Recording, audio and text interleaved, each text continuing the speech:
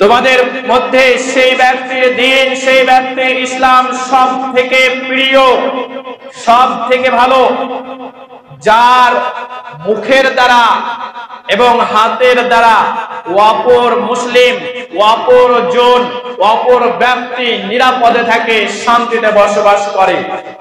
তার মুখের দ্বারাই কোন রকমের অপরজন কষ্ট পায় না, তার হাতের দ্বারাই অপরজন কষ্ট পায় না, তার মুখের আওয়াজের দ্বারা কোনো কষ্ট পায় না, তার হাতের লিখিত কর্মের দ্বারাই কোনো কষ্ট পায় না। যেটা লেখে সেটা সে বাস্তবায়িত করে এবং সেটা সত্যি, সেটা সঠিকভাবে তা পালন করে। মুখে যখন কথা বলে, হয়তো এমন এক কথা, এর আগে বলেছিলাম যে এই জিহ্বা এতটাই ধারালো, এর মধ্যে কোনো ধার নেই, এটা লোহা পদার্থ নয়, এর মধ্যে হাড়ও নয়, কিন্তু এই জিভ এতটা ভয়াবহ, মানুষের অন্তরকে ভাষার মাধ্যমে, কথার মাধ্যমে তার অন্তরটাকে ছিদ্র বিচ্ছিদ্র, ছিন্ন বিচ্ছিন্ন করে দেয়।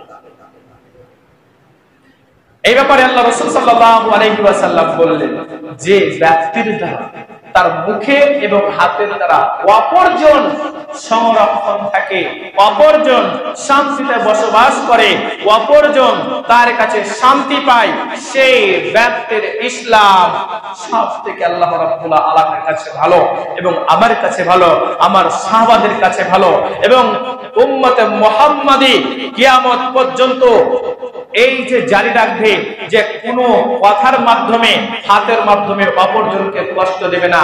তোমরা পৃথিবীতে যতদিন থাকবে তোমরা জেনে নাও, শুনে নাও, এই ব্যক্তির ইসলাম সব থেকে উত্তম।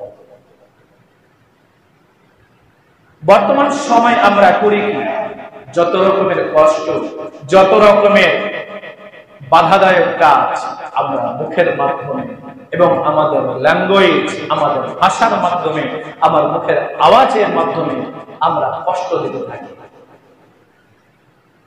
তাহলে মুসলিম কি, এই হাদিস থেকে আমরা স্পষ্ট জানতে পারলাম, আমি যদি প্রথম মুসলিম হতে চাই তাহলে আমার যে প্রথম কর্মটা থাকবে সেটা হবে আমার জীবকে সংরক্ষণ করা, আমার ল্যাঙ্গুয়েজকে, আমার ভাষাকে আমি সঠিকভাবে প্রয়োগ করব, সঠিক কথা বলবো, সত্য কথা বলবো, মিথ্যার কাছে যাব না, মিথ্যা দিয়ে অপরকে ফাঁসাবো না, মিথ্যা কথা বলে অপরকে ধোঁকা দেব না। যখনই আপনার মাধ্যমে, আপনার মুখের মাধ্যমে তাকে মিথ্যা কথা বললেন না অপর ভাইকে, আপনার দ্বারাই যখন সে কোন রকমের ধোঁকা পাবে না, আপনার কথার মর্যাদা পাবে, তখন আপনাকে আপনার গ্রামবাসী, পুরো গ্রামবাসী নয়, পুরো রাজ্যের, শুধু পুরো রাজ্যের নয়, সারা পৃথিবীর মানুষ আপনাকে সম্মান দেবে এবং তারা একটা কথা বলবে, এই ব্যক্তি যেটা বলে সেটাই করে রাখে।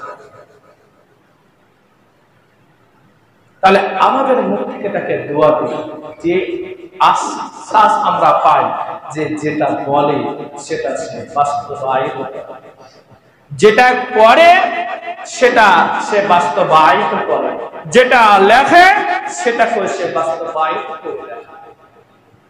এবং ওই সব ব্যক্তিদের মর্যাদা আল্লাহ রাব্বুল আলামিন পৃথিবীতেও দিয়েছেন এবং কাল কিয়ামতের দিনেও তারা পাবে। মুসলিম কি, এখান থেকে স্পষ্ট। এবার আসি, মুসলিম হওয়ার জন্য আমাকে প্রথম দলিল নিতে হবে। যেমন জায়গা বা বাড়ি, যে জায়গাটির উপরে আমি রয়েছি সেই জায়গাটার যদি দলিল না থাকে তাহলে আপনি সেই জায়গার মালিক কখনোই নয়, কারণ আপনাকে যে কোনো সময় সেই জায়গা থেকে উঠিয়ে দিবে, তাড়িয়ে দেবে। যদি আপনার জায়গার দলিল থাকে, আপনার নামে রেজিস্ট্রি থাকে, তাহলে কোন ব্যক্তি, কোন মায়ের লান নেই যে আপনাকে সে জায়গা থেকে সরিয়ে। তদারক আল্লাহ রাসূল সাল্লাল্লাহু আলাইহি ওয়াসাল্লাম বলছেন, মুসলিম সেই বাইনাল আবদ, সেই ব্যক্তি আল্লাহর বান্দা, সেই ব্যক্তি মুসলিম যে ব্যক্তির মধ্যে রয়েছে সালাত নামাজ, আবাইনাল কুফর তারকুস সালাত। মুসলিম এবং কাফেরদের মধ্যে পার্থক্য একটাই, সেটা হচ্ছে নামাজ যে পরিত্যাগ করে সে হচ্ছে কাফের, যে নামাজ প্রতিষ্ঠিত করে সে হচ্ছে মুসলিম, সেই হচ্ছে আল্লাহর বান্দা। আমি মুসলিম, আমি আমার দলিল কি? আমি মুসলিম, আমার পরিচয় কি? আমি মুসলিম। আল্লাহ রাব্বুল আলামিনের সম্মুখে কিয়ামতের রোজ যেদিন আমি দণ্ডনীয়ময় হব, সেদিন যে আমি মুসলিম বলে দণ্ডনীয়ময় হব, এর কি দলিল রয়েছে, কি প্রমাণ রয়েছে? যেমন বাড়ির মালিকের কাছে কোনো দলিল না থাকলে তাকে বাড়ির মালিক বলা যায় না। মাঠ ঘাটের মালিক যে যার জায়গার যদি প্রমাণ থাকে তাহলে তাকে বলা যায় যে এই জায়গার মালিক এই। তদানুরূপ তদাপি আল্লাহ রাসূল সাল্লাল্লাহু আলাইহি ওয়াসাল্লাম বলছেন, সেই ব্যক্তি মুসলিম যে ব্যক্তি নামাজ সালাত প্রতিষ্ঠিত করে, সেই ব্যক্তি মুসলিম নয় যে ব্যক্তি নামাজ পুরো করে দেয়, ছেড়ে দেয়, নামাজ পরিত্যাগ করে। দলিল এটাই যে আপনি নামাজ পড়েন, আপনাকে কেউ অন্য ধর্মের লোক কোনো কথা বলবে না, হিন্দু বলবে না, খ্রিস্টান বলবে না, জৈন বলবে না, অন্যান্য আর কোনো কথা বলবে না। এই নামাজটা আপনি যদি সালাতটা সঠিক সময়ে আদায় করেন, প্রত্যেক ধর্মের মানুষ বলবে এ মুসলিম, কারণ তার দলিল নামাজ। দলিলটা, তার পরিচয়টা কি? নামাজ। যখনই সে দেখবে এর মধ্যে নামাজ রয়েছে, অন্যান্য ধর্মের লোককে বলবে এ মুসলিম। আল্লাহ রাসূল সাল্লাল্লাহু আলাইহি ওয়াসাল্লাম বলেছেন, তোমরা তাদেরকেই মুসলিম জানবে যার মধ্যে নামাজ রয়েছে, তাদেরকে মুসলিম জানবে না যার মধ্যে নামাজ নেই। আল্লাহ রাসূল সাল্লাল্লাহু আলাইহি ওয়াসাল্লামের সাহাবীরা তাদের যদি ইতিহাস জানতে চান, ছোট্ট একটা কথা বলবো, প্রেজেন্ট করতো, হাজিরি করতো, পাড়াতে কে সালাত আদায় করছে, যদি এক ওয়াক্তের সালাত না দেখতো, ওই মসজিদে যারা আসতো কেন আসেনি, কি কারণে আসেনি, তার কি হয়েছে, অসুখ হয়েছে না কি হয়েছে, সেটা দেখতে যেত। আজ আমাদের মধ্যে সেই কিন্তু নাই। পাড়াতে অনেক মানুষ নামাজ পরিত্যাগ করে রয়েছে, তবুও তাদেরকে বলছে মুসলিম।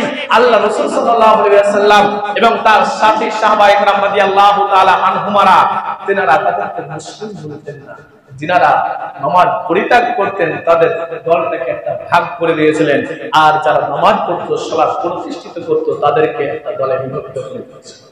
আজ সারা পৃথিবীর লোক, সারা পৃথিবীর মানুষ তারা জানে, যারা সালাত আদায় করে, যারা নামাজ প্রতিষ্ঠিত করে, তাদেরকে মুসলিম বলে আখ্যায়িত করে, তাদেরকে মুসলিমের পরিচয় দেয়, তাদেরকে মুসলিম বলে তাদেরকে গণ্য করা হয়।